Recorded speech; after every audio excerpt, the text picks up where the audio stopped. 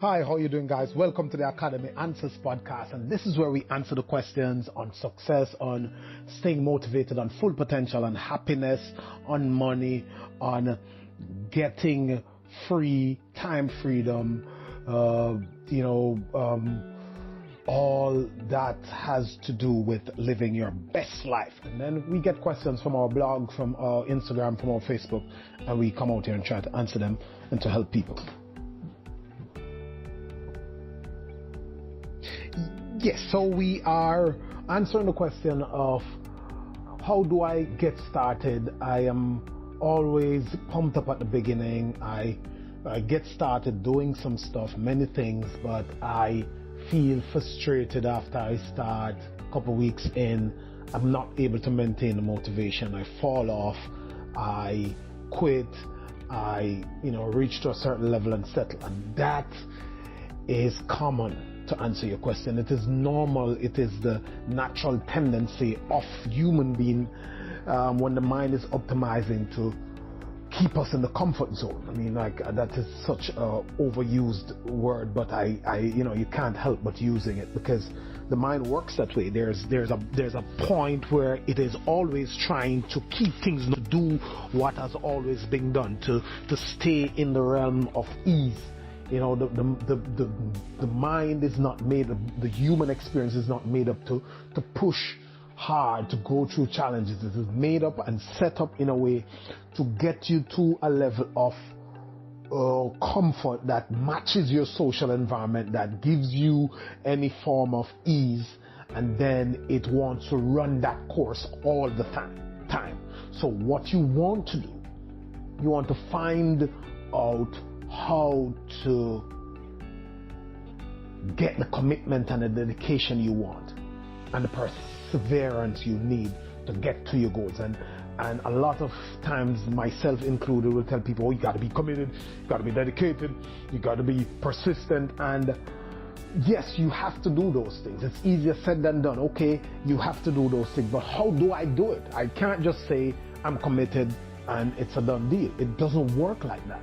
I can't just say I'm going to persevere and it's a done deal. It doesn't work like that. We often, as there's this beautiful saying that says we overestimate what we can do in a year and underestimate what we can do in 5 years.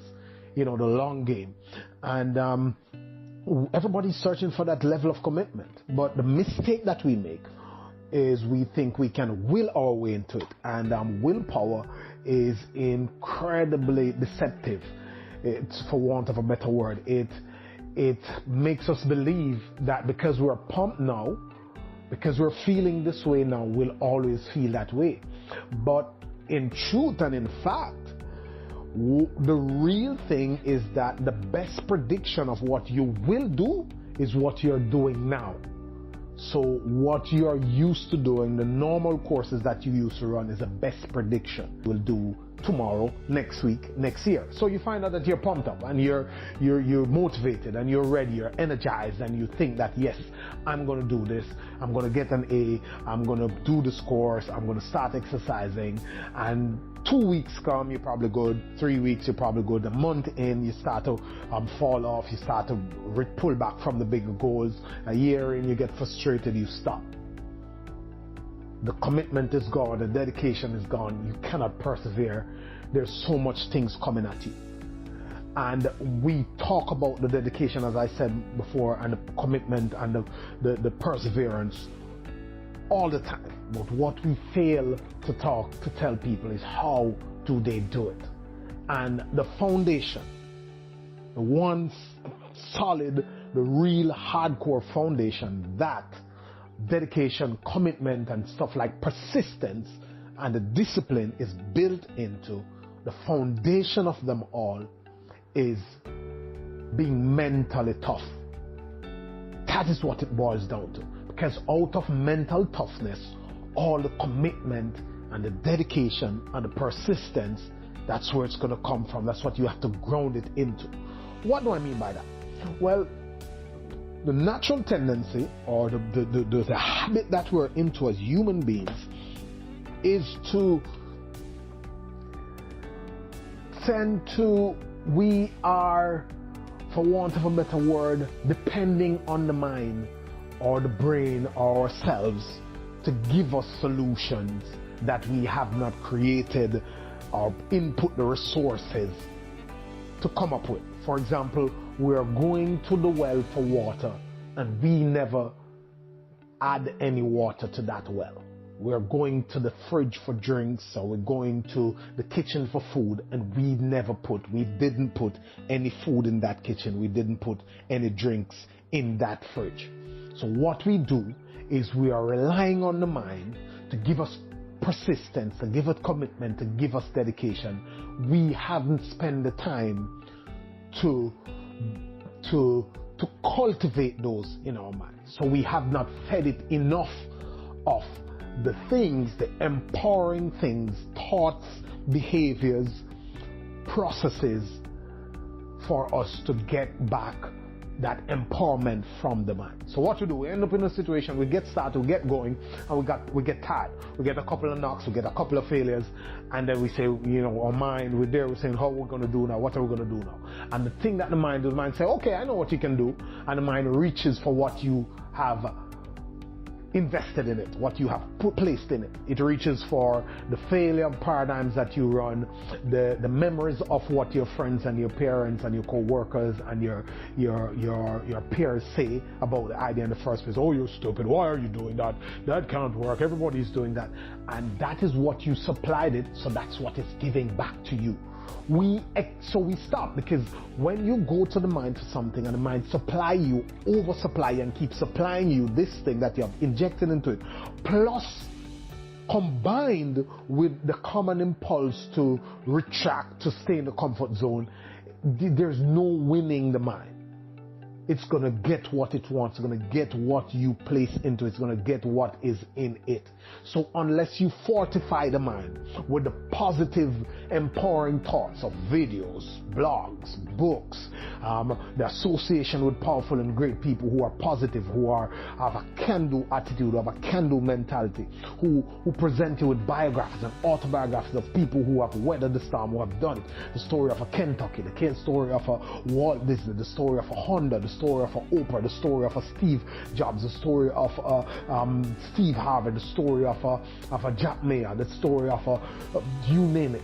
Those stories of the story of a Lincoln.